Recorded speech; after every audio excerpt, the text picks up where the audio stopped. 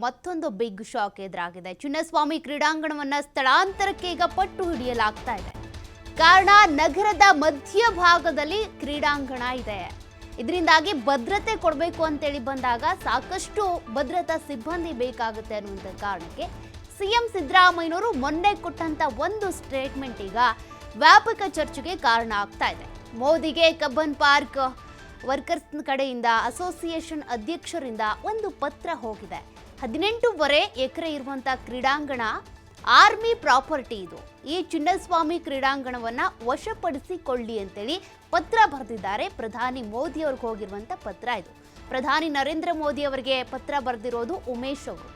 ಈ ಒಂದು ಕ್ರೀಡಾಂಗಣದಿಂದಾಗಿ ಸಾಕಷ್ಟು ತೊಂದರೆ ಆಗ್ತಾ ಇದೆ. ಗಿಡ ಮರಗಳು ಹಾಳಾಗಿದ್ದು, ಪಂದ್ಯಗಳು ನಡೆದ್ರೆ ಟ್ರಾಫಿಕ್ ಹೆಚ್ಚಾಗುತ್ತೆ. ಈ ಹಿಂದೆ ಕೂಡ ಬಾಂಬ್ ಬ್ಲಾಸ್ಟ್ ಸಹ ಆಗಿದೆ ಇಲ್ಲಿ. ಹೀಗಾಗಿ ಇದೀಗ 11 ಮಂದಿ ಕಾಲ್ತುಳಿತದಲ್ಲಿ ಸಾವನ್ನಪ್ಪಿದ್ದಾರೆ. ಹೀಗಾಗಿ ಸಿಟಿ ಒಳಗೆ ಗ್ರೌಂಡ್ ಬೇಕಾಗಿಲ್ಲ. ಅಂದರೆ ನಗರದ ಮಧ್ಯಭಾಗದಲ್ಲಿ ಈ ಗ್ರೌಂಡ್ ಇರೋದ್ರಿಂದ ಎಲ್ಲ ಕಡೆಯಿಂದ ಜನರು ಬರ್ತಾರೆ. ಅಂದರೆ ಒಂದು ಟ್ರಾಫಿಕ್ ಜಾಮ್ ಆಗುತ್ತೆ, ಸಮಸ್ಯೆಗಳಾಗುತ್ತೆ. ಮೊನ್ನೆ ಅಷ್ಟೇ ಕಾಲ್ತುಳಿತದಲ್ಲಿ 11 ಮಂದಿ ಸಾವನ್ನಪ್ಪಿದ್ದಾರೆ.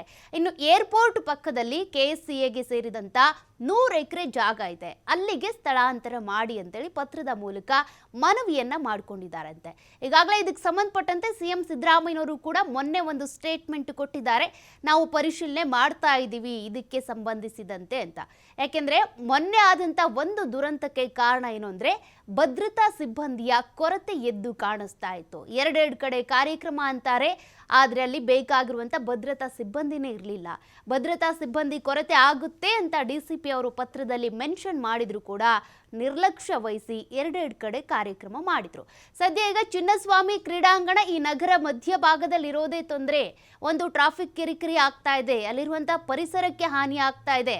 ಅದೇ ರೀತಿಯಾಗಿ ಬಾಂಬ್ ಇಡ್ತೀವಿ ಅಂತೇಳಿ ಆಗ ಕರೆ ಮಾಡ್ತಾರೆ. ಈ ಹಿಂದೆ ಕೂಡ ಒಂದ್ಸಲ ಬಾಂಬ್ ಬ್ಲಾಸ್ಟ್ ಆಗಿದೆ.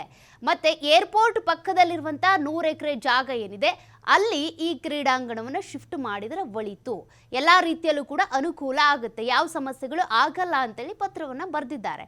ಇದಕ್ಕೆ ಸಂಬಂಧಪಟ್ಟಂತೆ ಪ್ರಧಾನಿ ಮೋದಿ ಅವರು ಏನು ಪ್ರತಿಕ್ರಿಯೆ ಕೊಡ್ತಾರೆ ಅದನ್ನು ನೋಡಬೇಕಾಗಿದೆ.